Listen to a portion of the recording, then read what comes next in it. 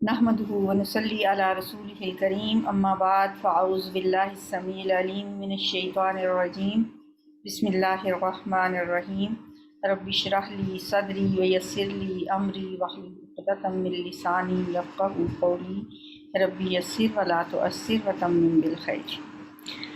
आज हम 22वां पारा स्टार्ट करने लगे हैं। 21 पारे अल्हम्दुलिल्लाह हमारे हो चुके हैं और हमें ये कुरान शुरू किए हुए 2 साल हो चुके हैं तकरीबन। जून है, जुलाई, मतलब इन्हीं महीनों में हमने शुरू किया था। तो अल्लाह ताला इसको पाए तकमील तक पहुंचाने की हमें तौफीक दे। कल किसी ने यूट्यूब पे कमेंट में लिखा था कि अगर आप वो जो टेस्ट अपनी क्लास से लेती हैं वो हमसे भी ले लिया करें। जो लोग यूट्यूब पे सुन रहे होते हैं, काफ़ी लोग बताते हैं कि वो बस अपने तौर पे सुनते रहते हैं और तैयारी करते रहते हैं, तो वो अगर उनको भी टेस्ट मिल जाया करे तो वो भी टेस्ट देते हैं। लिहाजा हमने ऐसा किया है कि ये जो 21वें पारे का आखिरी टेस्ट था वो यूट्यूब में जो उनका है आखिरी वाला हमारा लेसन 4 होते हैं ना, हर हफ्ते एक ग्रुप हम कंप्लीट करते हैं, तो जो चौथा वाला होता है ना उसके अंदर हमने वो उसे अपलोड कर दिया है। जो टेस्ट देना चाहें वो हमसे दे सकते हैं। उसके लिए होता है कि जब आप उस लेसन को खोलेंगे, उसकी राइट साइड पे एक एरो सा बना होता है, उस एरो को आप क्लिक करेंगे तो वहाँ पे आपको टेस्ट मिलेगा, उसका लिंक मिलेगा। तो उस पर फिर अगर आप टेस्ट करेंगे तो ज़ाहिर है हमने आपको कोई भी रोल नंबर तो नहीं दिए हुए, अपनी क्लास को तो हमने रोल नंबर्स दिए हुए, तो रोल नंबर की जगह पे आप 00 लिख दें और अपना नाम लिख दें। तो इस तरह आप ये एक टेस्ट करके देखें जिन लोगों ने रिक्वेस्ट की थी, तो फिर 22वें पारे से आपको पता भी चल जाएगा कि टेस्ट का पैटर्न क्या होता है, किस तरह से आपने टेस्ट देना है। और इसके लिए ये ओपन बुक टेस्ट आप इसको समझ सकते हैं कि इसमें आप तर्जमे वाला कुरान तो इस्तेमाल नहीं कर सकते, ना आपने कोई नोट्स खोल सकते हैं। हाँ, बग़ैर तर्जमे का कुरान आप खोल सकते हैं, वहाँ से आयात आप देख सकते हैं, लेकिन तर्जमा नहीं देख सकते। कुछ वर्ड मीनिंग्स होते हैं, कुछ फहम के सवाल होते हैं, तो बस आपने टिक ही करना होता है, लिखा नहीं जा सकता उस पर, सिर्फ अपना नाम और रोल नंबर वगैरह। चलें जी आगे चलते हैं। बिस्मिल्लाहिर्रहमानिर्रहीम।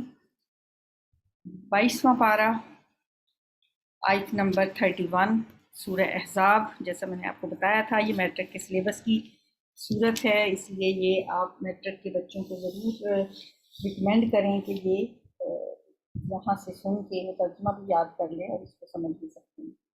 वमन यक़नुत मिनकुन्न लिल्लाहि व रसूलिही फ़तअमल स्वालिहन नुअतिहा अजरहा मर्रतैन व आतदना लहा रिज़्क़न करीमा। वमन यक़नुत, और जो कोई अतात करे, फर्मा बरदारी करे। कानिता, मैंने सुना है कि कुछ लोग नाम भी रखते हैं, इसका मतलब होता है फर्मा बरदार। काफ नून तौ, इसका रूट है कानता यक़नुतु। और जो कोई फर्मा बरदारी करे, मिन कुन्ना, तुम में से, लिल्लाही, अल्लाह की, व रसूल ही, और उसके रसूल की, व ताअमल, और अमल करे। पहले आपने पढ़ा या अमल, वो मुज़क्कर के लिए है, ताअमल औरत के लिए।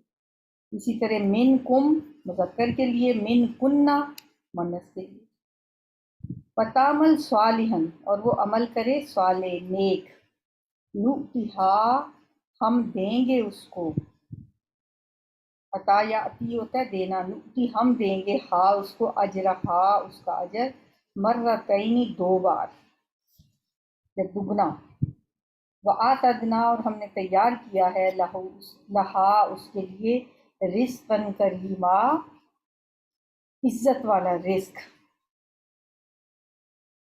नबी सल्लल्लाहु अलैहि वसल्लम की बीवियों से खिताब है, उनसे कहा जा रहा है کہ تم میں سے جو کوئی فرما برداری کی روش اختیار کرے گی، جو اللہ کی فرما بردار بنے گی، اللہ اور اس کے رسول کی فرما بردار بنے گی، نیک اعمال کرے گی، تو ہم اسے دگنا اجر دیں گے۔ جس طرح پیچھے ہم نے پڑھا تھا کہ اگر تم میں سے کوئی کھلی بے حیائی کا ارتکاب کرے گی تو اسے سزا بھی دگنی ملے گی، اسے گناہ بھی زیادہ ہوگا۔ اور یہاں پہ کیا کہا جا رہا ہے کہ اگر کوئی نیک اعمال آپ جو بھی کریں گی اس کا اجر بھی آپ کو دگنا ملے گا۔ اور اللہ نے ان کے لیے بہت باعزت رزق تیار کر رکھا ہے، عزت والی روزی ان کے لیے تیار کر رکھی ہے۔ جنت میں انہیں ہر طرح کی نعمتوں سے نوازا جائے گا۔ نبی صلی اللہ علیہ وآلہ وسلم کی بیویوں کے لیے آگے کچھ ہدایات دی جا رہی ہیں جو کہ بظاہر خصوصی طور پہ تو نبی صلی اللہ علیہ وآلہ وسلم کی بیویوں سے ہی خطاب ہے، لیکن اس میں ہمارے لیے بھی اسی طرح سے یہ آیات اہم ہیں اور واجب العمل ہیں جس طرح ان کے لیے۔ یا نساء النبی، نبی صلی اللہ علیہ وآلہ وسلم کی بیویوں کو مخاطب کر کے کہا جا رہا ہے، اے نبی صلی اللہ علیہ وآلہ وسلم کی بیویوں، لستن نہیں ہو تم۔ اب لیسا کا مطلب ہوتا ہے نہیں، ٹھیک ہے، تو اس کے ساتھ لیسا کے ساتھ جب تنہ لگ گیا تو یہ مونس کے لیے لیستم، لیستن نہیں ہو تم، ٹھیک ہے، مونس کی وجہ سے تنہ لگا۔ جیسے میں نے آپ کو بتایا تھا نا کہ جیسے تا زبر تا کا مطلب ہوتا ہے تم مرد کے لیے، تما ہوتا ہے تم دو مردوں کے لیے، اور تم سب مردوں کے لیے، جیسے انتا انتما انتم۔ اسی طرح مونس جب ہوتا ہے تو تا کے نیچے زیر لگ جاتی ہے، تی تو ایک عورت کے لیے، تما تم دو عورتوں کے لیے، اور تننا تم سب عورتوں کے لیے۔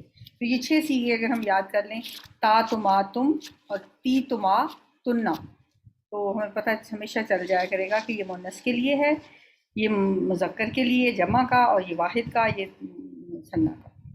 یا نساء النبی، اے نبی کی بیویو،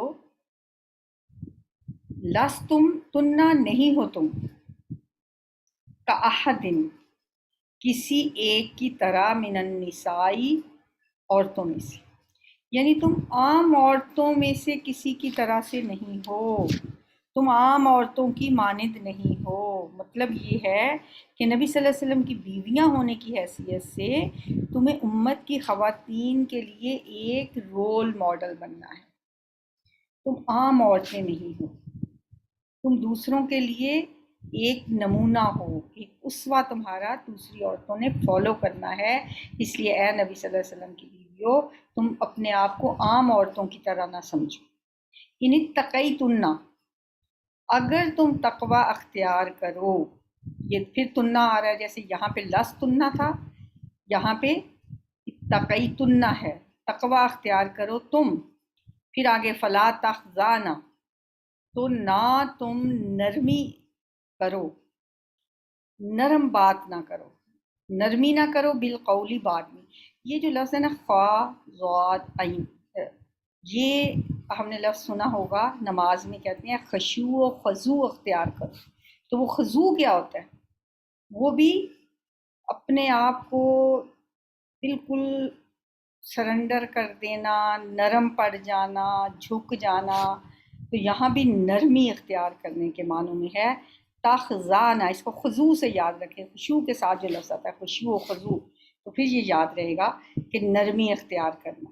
فلا تخزانہ، پس نہ تم نرمی کرو، بالقولی بات میں، جب تم کسی غیر محرم سے بات کرو تو نرمی سے بات نہ کرو، پھر کیا ہوگا؟ فَيَطْمَعَ الَّذِي، تو لالچ میں پڑ جائے گا، طمع کرنے لگے گا، الذی وہ شخص، فی قلبہ کہ جس کے دل میں مرض، بیماری ہو۔ وَقُلْنَا، اور کہو، قولا معروفا، بات اچھی۔ پھر سن لیں ترجمہ، ان اتقیتن، اگر تم تقوی اختیار کرو، یعنی اگر تم تقوی والی ہو، تو بات یہ ہے کہ جو تقوی والی ہوں گی انہی کے لیے ہی یہ ہدایات کوئی اہمیت رکھتی ہوں گی. جن کے اندر تقویٰ نہیں ہے تو ان کو تو ان باتوں کی کوئی پرواہ نہیں ہوگی. اس لیے کہا جا رہا ہے کہ ان اتقیتن، اگر تم تقویٰ اختیار کرو تو پھر تم نے کون سی باتوں پہ عمل کرنا ہے. کچھ ہدایات دی جا رہی ہیں نبی صلی اللہ علیہ وآلہ وسلم کی بیویوں کو، اور پھر ان کے حوالے سے ہم سب کو بھی یہ ہدایات دی جا رہی ہیں کہ کیا کرنا ہے. کہ کیا کہا گیا کہ اے نبی کی بیویوں، تم عام عورتوں کی طرح نہیں ہو. اگر تم پرہیزگاری اختیار کرو تو پھر تم نے کیا کرنا ہے. نمبر 1، نرم لہجے سے بات نہ کرو، یعنی کسی غیر محرم سے نرم لہجے میں بات نہ کرو کہ جس کے دل میں کوئی روگ ہوگا، وہ کوئی برا خیال اس کے دل میں آ جائے گا. یعنی ایسا نہ ہو کہ تمہارے نرمی سے بات کرنے سے وہ شخص کے جس کے دل میں کوئی روگ ہو، یعنی جس کے دل میں کوئی بیماری ہو، یعنی جو پہلے ہی جس کے اندر کوئی برائی ہو، تو وہ تمہارے بارے میں کوئی برا خیال نہ کرے. یعنی نبی صلی اللہ علیہ وسلم کی جو بیویاں ہیں ان کا مقام اور مرتبہ اور ان کی حیثیت عام عورتوں کی طرح نہیں ہے، بلکہ اللہ نے انہیں نبی صلی اللہ علیہ وسلم کی زوجیت کا جو شرف بخشا ہے اس کی وجہ سے انہیں ایک امتیازی شان مل گئی ہے، اور حضور صلی اللہ علیہ وسلم کی طرح وہ بھی امت کے لیے ایک نمونہ بن گئی ہیں. چنانچہ انہیں ان کے اس مرتبے سے آگاہ کر کے انہیں اللہ تعالیٰ یہ ہدایات دے رہے ہیں کہ اگرچہ تم نبی صلی اللہ علیہ وسلم کی بیویاں ہو، لیکن بیویاں ہونے کے ساتھ ساتھ تمہیں امہات المومنین کا مقام بھی دیا گیا ہے. تو یہ ہدایات تمہارے لیے تو ہیں ہی، لیکن یہ تمام ہدایات ہم سب کے لیے بھی ہیں، پوری امت مسلمہ کی عورتوں کے لیے بھی ہیں کہ وہ بھی ان پہ اسی طرح سے عمل کریں اور ان ہدایات کو اپنے لیے بھی اسی طرح سے سمجھیں. اچھا، اللہ نے مرد کے اندر عورت کے لیے ایک کشش رکھی ہے، عورت کے اندر مرد کے دل میں ایک اللہ نے کشش رکھی ہے، اور پھر اس کی حفاظت کے لیے عورت کو خصوصی ہدایات دی تاکہ عورت مرد کے لیے فتنے کا باعث نہ بنے. تو یہاں پہ یہ بات جو کہی گئی ہے کہ عورتوں کو چاہیے کہ وہ آواز میں نرمی پیدا نہ کریں، کیونکہ عورت کی آواز میں ایک قدرتی طور پہ بھی نزاکت ہوتی ہے جو مرد کو اپنی طرف کھینچتی ہے. تو اس آواز کے لیے بھی اللہ تعالیٰ نے فرمایا کہ مردوں سے گفتگو کرتے وقت جان بوجھ کے اپنا لہجہ جو ہے وہ تھوڑا سا اس میں فرمنس، سختی پیدا کر لینی چاہیے، اس میں نرمی اور لطافت نہیں ہونی چاہیے تاکہ کوئی دل کا روگی جو ہے وہ تو ان کی طرف مائل نہ ہو جائے. ہم نے سب نے دیکھا ہوگا کہ اکثر خواتین یا ینگ لڑکیاں جو ہیں جب کوئی چیز خرید رہی ہوتی ہیں تو دکاندار بھی حالانکہ یہ نہیں وہ سوچتی کہ یہ بھی مرد ہی ہیں اور یہ بھی غیر محرم. بے شک وہ گھر سے لے کے بازار تک اپنے منہ پہ نقاب لیے آئیں یا وہ اپنے آپ کو کورڈ رکھیں، لیکن جو ہی وہ دکان میں جائیں گی کوئی چیز خریدنے لگیں گی تو نقاب بھی اتر گیا اور باتیں بھی ایسے پھر وہ نرمی سے، نزاکت سے، اور اس میں قیمت کم کرانے کے لیے ہنس ہنس کے ان سے باتیں کرنا. ان چیزوں سے یہاں پہ منع کیا گیا ہے کہ اپنی آواز میں تھوڑی سی سختی پیدا کر لو کہ کہیں ایسا نہ ہو کہ کوئی دل کا روگی جو ہے وہ اس کے دل میں تمہارے بارے میں کوئی برا خیال آ جائے. وَقُلْنَ قَوْلًا مَعْرُوفًا، اور معروف طریقے سے بات کرو، یعنی روکھا پن جو ہے وہ اس قدر زیادہ بھی نہ ہو کہ ایسے لگے کہ آپ لڑائی کر رہے ہیں. معروف طریقے سے معروف بات کرو، اچھی بات کرو. وَقَرْنَ فِي بُيُوتِكُنَّ، اور یہ دوسری انسٹرکشنز ہے. پہلی انسٹرکشن کیا تھی کہ اپنی آواز میں فرمنس رکھو. دوسری انسٹرکشن یہ ہے وَقَرْنَ فِي بُيُوتِكُنَّ، اور اپنے گھروں میں ٹکی رہو، اپنے گھروں میں ٹک کر رہو، بغیر ضرورت کے گھر سے باہر نہ نکلو. یہاں یہ بات بتا دی گئی کہ عورت کا دائرہ عمل اس کے گھر تک ہے، نہ معاشی جھمیلے اس کی ذمے ہیں اور نہ کوئی اور کام اس کے ذمے ہے. گھر کی چار دیواری کے اندر رہ کر گھر کے کام کرنا وہ اس کی ذمہ داری ہے. اور یہ آیت تو ہمیں یاد کر لینی چاہیے. وَقَرْنَ فِي بُيُوتِكُنَّ. حضرت عائشہ ہمیشہ یہ آیت یاد کر کے رویا کرتی تھی کہ جنگ جمل کے وقت یہ آیت میرے ذہن سے کیوں نکل گئی تھی. اس وقت میں کیوں بھول گئی تھی کہ اللہ تعالیٰ نے فرمایا ہے وَقَرْنَ فِي بُيُوتِكُنَّ، اپنے گھروں میں قرار پکڑو.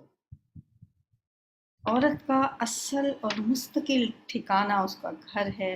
اسے چاہیے کہ وہ گھر کے اندر رہ کر ایک ماں کا رول پلے کرے، ایک بہن کا، ایک بیٹی کا اور ایک بیوی کا، اور جو اللہ نے اس کا مقرر کیا. آج کل ہمارے معاشرے میں ایک چیز جو ویسٹ سے آ رہی ہے، وہاں تک کا تو خیر سب کچھ ہی بگڑا ہوا ہے. اب یہاں پہ بھی آہستہ آہستہ یہ خرابی آ رہی ہے کہ عورتیں چاہتی ہیں کہ وہ گھر کی چار دیواری سے باہر نکلیں، آزادی حاصل کریں اور مرد کے شانہ بشانہ کام کریں. دیکھیں کام کرنا ہے، یہ کوئی آسان کام نہیں ہے. وہ یہ بھول جاتی ہیں کہ اللہ نے ہمیں جن جھمیلوں سے دور رکھا ہے وہ کسی وجہ سے ہی رکھا ہے. اللہ نے عورت کو کمزور پیدا کیا ہے، نازک پیدا کیا ہے. اسے تو آپ گینوں سے تشبیہ دی گئی ہے.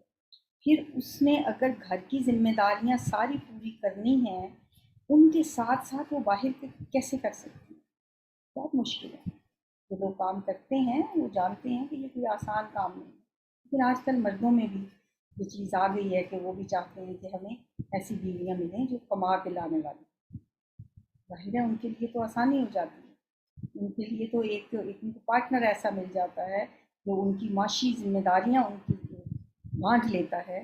لیکن عورت کے لیے یہ چیز بہت مشکل ہے. جب وہ کرتی ہے نا تو ظاہر ہے اس سے پھر گھر کی ذمہ داریاں صحیح طرح سے پوری نہیں ہو پاتی.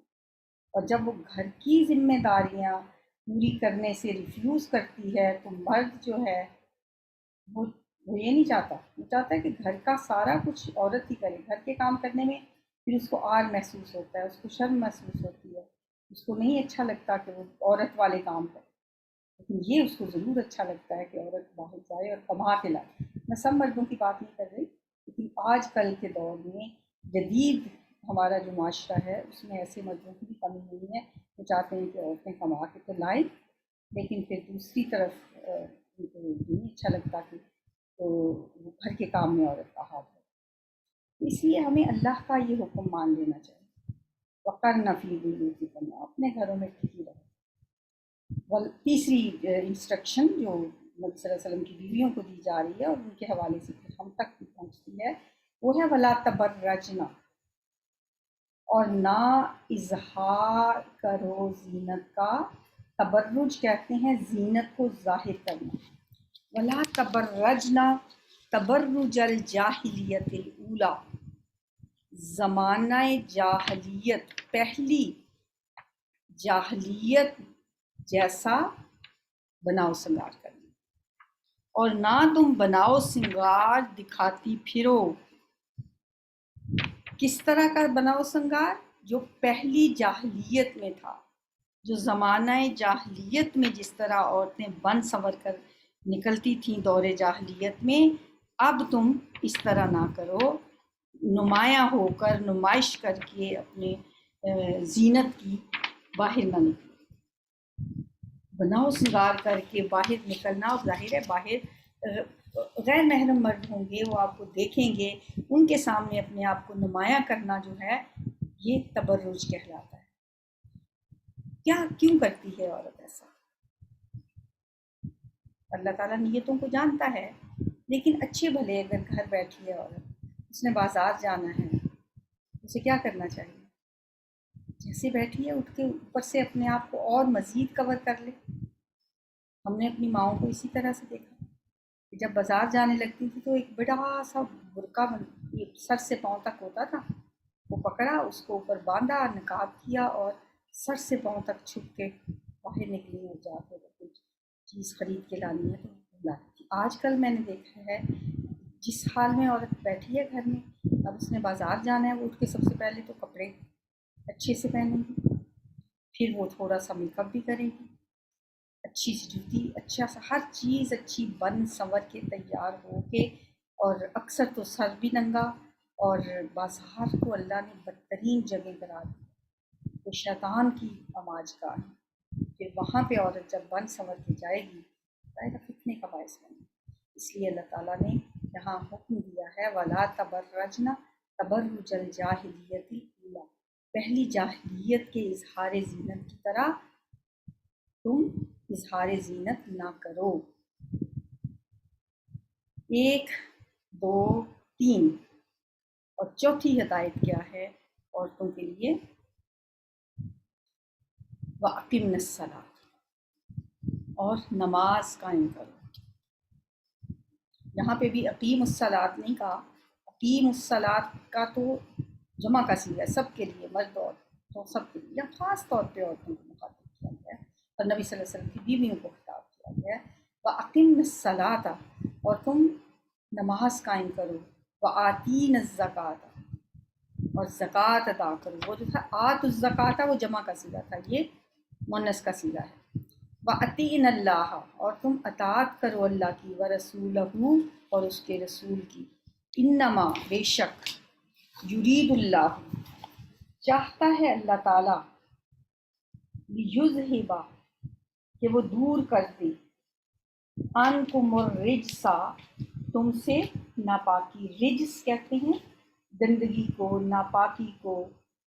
اللہ چاہتا ہے کہ تم سے ناپاکی کو دور کر دے، اہل البیتی، اے گھر والیو، اے نبی صلی اللہ علیہ وسلم کی گھر والیو، اے اہل بیت، وَیُطَہِّرَکُم، اور وہ پاک کر دے تمہیں، تطہیرا، خوب پاک کر دے۔ اس میں کیا بات بتائی گئی ہے؟ جو چوتھی چیز ہے، جو 3 باتیں ہیں، ایک تو نماز قائم کرو، دوسرا زکوٰۃ ادا کرو، تیسری بات یہ اللہ اور اس کے رسول کی اطاعت کرو، اور اللہ چاہتا کیا ہے یہ احکامات تمہیں دے کے، کہ اللہ یہ چاہتا ہے کہ تم سے، اے نبی صلی اللہ علیہ وسلم کی گھر والیو، کہ تم سے وہ نجاست دور کر دے۔ ہر انسان کے اندر منفی جذبے بھی ہوتے ہیں، انسان جو اللہ نے پیدا کیا ہے، اللہ جانتا ہے کہ اس کے اندر ہر طرح کی اچھے برے جذبات بھی ہیں، انسان میں حسد بھی ہے، بغض بھی ہے، نفرتیں بھی ہیں، ساری چیزیں اللہ تعالیٰ نے انسان کے اندر رکھی ہیں۔ تو یہاں پہ اللہ تعالیٰ فرما رہے ہیں کہ اے نبی صلی اللہ علیہ وسلم کے گھر والوں، اللہ یہ چاہتا ہے کہ تم سے وہ لیذہب عنکم الرجس، وہ تم سے گندگی کو دور کرتی، اے اہل بیت۔ اب یہاں اہل بیت کی بھی تھوڑی سی وضاحت ہو جانی چاہیے، اس میں بہت سے اختلافات ہیں۔ بعض لوگ کہتے ہیں کہ اہل بیت سے مراد ازواج مطہرات ہیں، جیسا کہ یہاں اللہ تعالیٰ نے بھی فرمایا ہے، ازواج مطہرات کو اہل بیت کہا گیا ہے۔ قرآن میں ایک اور جگہ پہ بھی بیوی کے لیے اہل بیت کا لفظ آیا ہے، اس لیے ازواج مطہرات کو اہل بیت کہنا یہ قرآن سے واضح طور پر ثابت ہے۔ لیکن بعض لوگ بیویوں کو اس میں شامل نہیں کرتے، وہ کہتے ہیں حضرت علی، حضرت فاطمہ اور حضرت حسن حسین رضی اللہ تعالیٰ عنہم صرف وہ اہل بیت ہیں، اور ازواج مطہرات اس سے خارج ہیں، حالانکہ قرآن میں بہت واضح طور پہ یہاں پہ نبی صلی اللہ علیہ وسلم کے ازواج مطہرات کو اہل بیت کہا گیا ہے۔ ان دونوں کو اتنا انتہا پہ نہیں جانا چاہیے۔ اگر ہم دیکھیں تو قرآن کی روح سے نبی صلی اللہ علیہ وسلم کی بیویوں کو اہل بیت کہا گیا ہے، اور حدیث کی روح سے حضرت علی، حضرت فاطمہ اور حضرت امام حسن حسین کو اہل بیت کہا گیا ہے، تو دونوں ہی اہل بیت ہیں۔ کیا یہ ضروری ہے کہ ایک کو اہل بیت ماننے کے لیے دوسرے کو اس سے خارج کرنا لازمی ہے؟ نبی صلی اللہ علیہ وسلم کی حدیث ہے، آپ نے ان کو سب کو اپنی چادر میں لے کر فرمایا تھا، اے اللہ یہ میرے اہل بیت ہیں، حضرت علی اور حضرت فاطمہ اور ان کے بچے۔ اس کا مطلب یہ ہوگا کہ یہ بھی میرے اہل بیت ہیں، یعنی قرآن پاک میں تو اللہ تعالیٰ نے بیویوں کو اہل بیت قرار دیا ہے، تو نبی صلی اللہ علیہ وسلم نے فرمایا ہوگا یا یہ دعا کی ہوگی کہ یا اللہ ان کو بھی ازواج مطہرات کی طرح میرے اہل بیت میں شامل فرما دے۔ اور جس طرح ان سے کے بارے میں فرمایا ہے کہ اللہ تعالیٰ تم سے گندگی کو دور کر دے اور اللہ تعالیٰ پاک کر دے، تمہیں خوب پاک کرنا، تو نبی صلی اللہ علیہ وآلہ وسلم نے یہ دعا کی ہوگی کہ یا اللہ ان کو بھی ان میں شامل کر دے اور ان کو بھی اہل بیت میں شامل کر دے۔ اسی ام المومنین حضرت ام سلمہ سے ایک روایت بھی ہے کہ نبی صلی اللہ علیہ وسلم نے فرمایا کہ اللہم ہاؤلائی اہل بیت، اللہ یہ میرے اہل بیت ہیں، ان کو حضرت علی اور حضرت فاطمہ کے بارے میں آپ نے فرمایا۔ فَأَذْهِبْ عَنْهُمُ الرِّجْسَ، بس دور کر دے ان سے گندگی کو، وَطَهِّرْهُمْ تَطْهِيرًا، اور ان کو بھی پاک کر دے، ان سے گندگی دور کر دے اور انہیں پاک کر دے، جس طرح قرآن کی آیت میں اللہ تعالیٰ نے آپ کی بیویوں کے بارے میں فرمایا تھا۔ وَاذْكُرْنَ مَا يُتْلَى فِي بُيُوتِكُنَّ، اور یاد کرو، وَاذْكُر سے وَاذْكُرْنَ، اور یاد کرو، ما جو یتلا تلاوت کی جاتی ہیں، فی بیوتکن تمہارے گھروں میں۔ اگر یہ مؤنث نہ ہوتا تو یہاں پہ ہونا تھا فی بیوتکم، تمہارے گھروں میں۔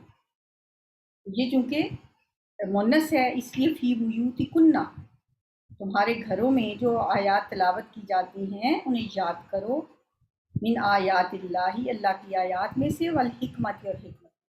نبی صلی اللہ علیہ وسلم کے گھر میں وحی بھی نازل ہوتی تھی، وحی جلی قرآن کریم کی آیات بھی اترتی تھیں، اور حکمت سے مراد یہاں نبی صلی اللہ علیہ وسلم کے فرامین ہیں، آپ کی حدیث ہیں، جو کچھ آپ فرماتے تھے، جو وحی خفی جو اللہ آپ کے دل میں ڈال دیتا تھا، وہ سب اس میں شامل ہیں۔ تو اے نبی کی بیویوں، یاد کرو جو آپ کے گھر میں تلاوت کی جاتی ہیں اللہ کی آیات میں سے اور حکمت میں سے۔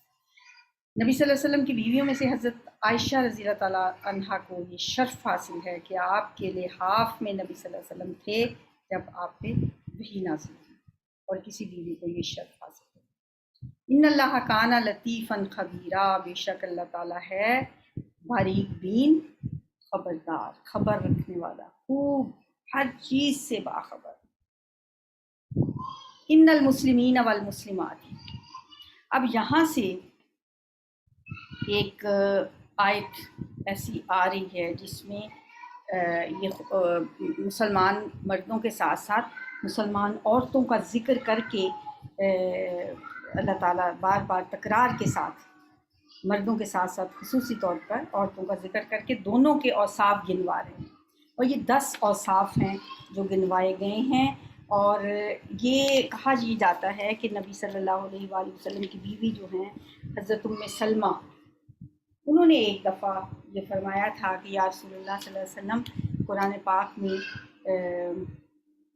بلکہ کچھ اور صحابیات نے بھی کہا اور حضرت ام سلمہ نے بھی کہا کہ ہر جگہ پہ مردوں سے اللہ تعالیٰ خطاب فرماتے ہیں، عورتوں سے خطاب نہیں کیا جاتا، حالانکہ جو بھی خطاب ہوتا ہے وہ مذکر کے صیغے میں کیا جاتا ہے، اس میں مردوں کے ساتھ ساتھ عورتیں بھی شامل ہوتی ہیں۔ جیسے کہا جاتا ہے اقیم الصلاۃ، اقیموا، قائم کرو، اب وہ جمع کا صیغہ ہے، اس میں مرد بھی شامل ہیں، عورتیں بھی شامل ہیں۔ لیکن جب حضرت ام سلمہ اور کچھ اور صحابیات نے یہ بات کہی تو اللہ تعالیٰ نے پھر یہ آیات نازل فرمائی جس میں عورتوں کی ایک طرح سے دل رکھنے والی بات کی گئی اور اس کا اہتمام کیا گیا، ورنہ تو مردوں کے ساتھ ساتھ عورتیں بھی احکامات میں شامل ہوتی ہیں۔ تو یہاں پہ فرمایا گیا کہ ان المسلمین والمسلمات، بے شک مسلمان مرد اور مسلمان عورتیں، والمؤمنین والمؤمنات، اور مومن مرد اور مومن عورتیں، والقانتین والقانتات، اور فرما برداری کرنے والے مرد اور فرما برداری کرنے والی عورتیں۔ یہ وہی لفظ ہے جو اس پارے کے شروع میں وَمَن یقنت تھا، تو وہ بھی قانتین اسی سے ہے، اسم الفاعل، فرما برداری کرنے والے مرد اور فرما برداری کرنے والی عورتیں۔ اب یہ تو اردو میں استعمال ہوتا ہے، مسلم بھی مومن بھی، اور قانتین قانتا سے جیسے میں نے آپ کو بتایا تھا، قانت فرما برداری کرنے والا اور فرما برداری کرنے والی عورتیں، والصادقین، اور سچ بولنے والے مرد، والصادقات، اور سچ بولنے والی عورتیں، والصابرین، اور صبر کرنے والے مرد، والصابراتی اور صبر کرنے والی عورتیں، والخاشعین اور عاجزی کرنے والے، خشوع کرنے والے. جیسے وہ دو لفظ میں نے بتائے تھے، خشوع و خضوع. نماز میں کہتے ہیں خشوع و خضوع پیدا کرو، ان میں ایک خضوع میں نے بتایا تھا، اور یہاں پہ آپ خاشعین، خشوع، عاجزی کرنا، عاجزی کرنے والے مرد، والخاشعاتی اور عاجزی کرنے والی عورتیں. جیسے طالبات ہوتا ہے نا، سارے اسی وزن پہ یہ عورتوں کے لیے آ رہے ہیں، صابرات، خاشعات اور والمتصدقات اور صدقہ کرنے والے مرد، والمتصدقات اور صدقہ کرنے والی عورتیں، والصائمین، صوم روزے کو کہتے ہیں، صائم روزہ رکھنے والا، صائمین روزہ رکھنے والے، اور روزہ رکھنے والے مرد، والصائماتی اور روزہ رکھنے والی عورتیں. صائمہ نام بھی رکھا جاتا ہے عورتوں کا. والحافظین اور حفاظت کرنے والے، فروجہم اپنی شرمگاہوں کی،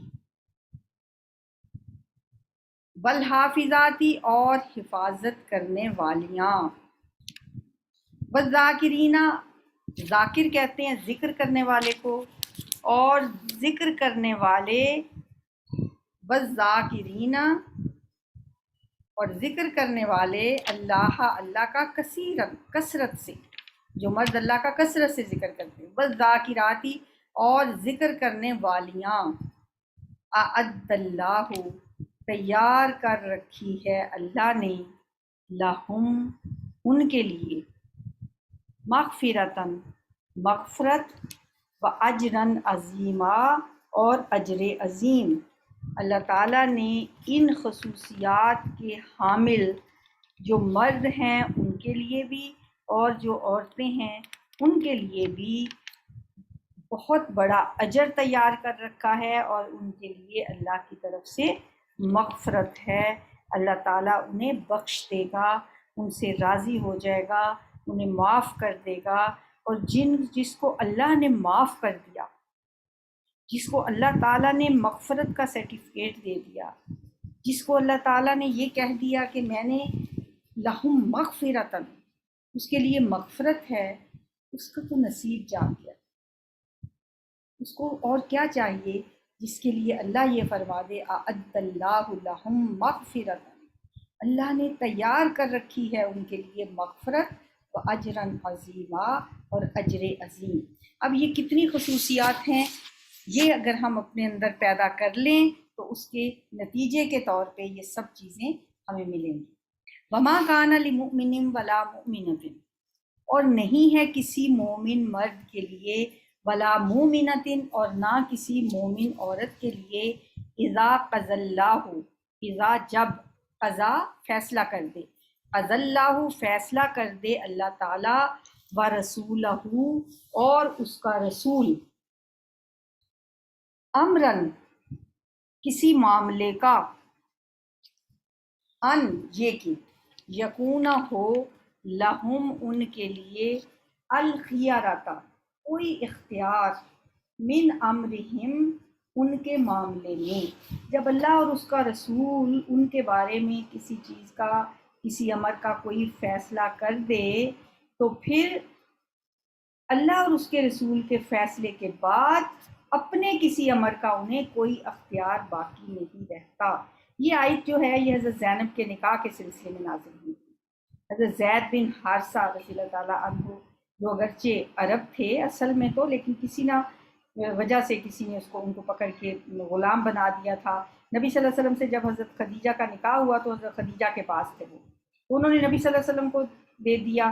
نبی صلی اللہ علیہ وسلم نے ان کو آزاد کر کے اپنا بیٹا بنا لیا، اور آپ نے ان کا نکاح حضرت زینب جو آپ کی پھوپھی ذات تھیں ان کے ساتھ آپ کرنا چاہتے تھے. آپ نے ان کو نکاح کا پیغام بھیجا، جس پہ حضرت زینب بھی اور ان کے بھائی بھی، ان کو تھوڑا سا تعامل ہوا کہ یہ تو پہلے غلام تھے، لہٰذا انہوں نے اس پہ کچھ مطلب پسند نہیں آیا ان کو یہ پرپوزل، جس پہ اللہ تعالیٰ نے یہ آیت نازل فرمائی کہ اللہ اور اس کے رسول کے فیصلے کے بعد کسی مومن مرد اور عورت کو یہ حق حاصل نہیں ہے کہ وہ اپنا اختیار استعمال کرے، بلکہ اس کے لیے ضروری ہے کہ وہ سر تسلیم خم کرے۔